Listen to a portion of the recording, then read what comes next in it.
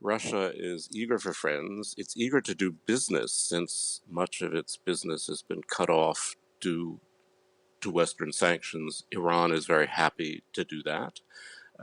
Iran also wants friends, but it is a strange one. There's triple trouble for the West meeting in Tehran today. Russia's Vladimir Putin, Turkey's Recep Tayyip Erdogan, and the supreme leader of Iran, Ali Khamenei, are coming together. Now, we know that Russian and Iranian interests have grown increasingly aligned in recent years, but what would a more explicit demonstration of that alignment mean for the West? Well, you have basically an alignment of the sanctioned, an alignment of two countries that are facing a lot of American pressure.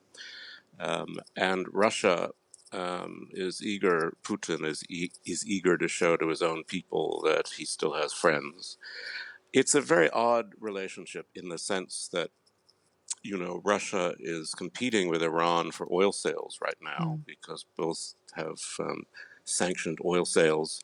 Russia doesn't want Iran to become a nuclear power.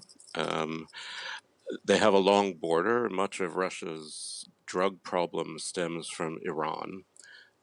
And so it's an odd relationship. At the same time, Russia is eager for friends. It's eager to do business since much of its business has been cut off due to Western sanctions. Iran is very happy to do that. Iran also wants friends, but it is a strange one. They're a little bit aligned in Syria, which Turkey is not. They have a kind of transactional relationship. They don't talk much about values, shared values.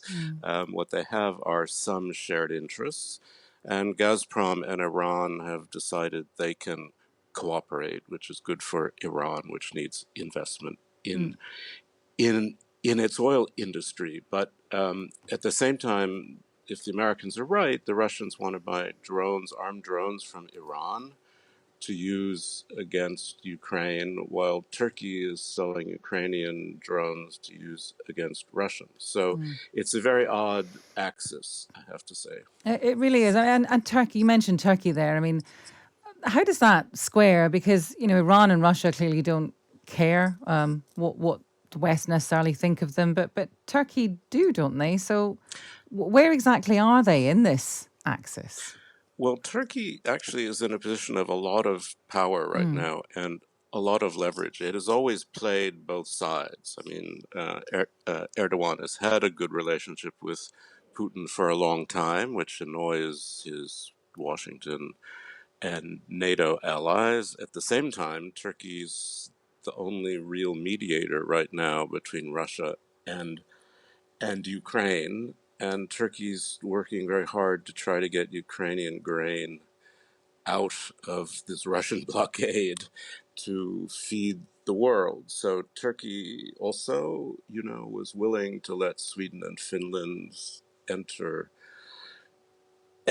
enter NATO. So he's got leverage on both sides. I mean, Turkey can't be part of this alliance because in a way it's playing both sides. But what Turkey cares about, and this was the putative reason for this meeting to begin with, was Syria, because the great blood sport in Turkey is fighting the Kurds.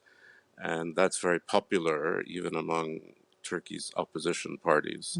And Erdogan wants to do a new offensive in northern Syria. And the rest of Syria is pretty much dominated by Assad, Russia, Iran. So part of, I think, what this meeting for Turkey is about is informing Russia and Iran what it wants to do in the Kurdish areas of northern Syria, a new offensive, so that no one's surprised.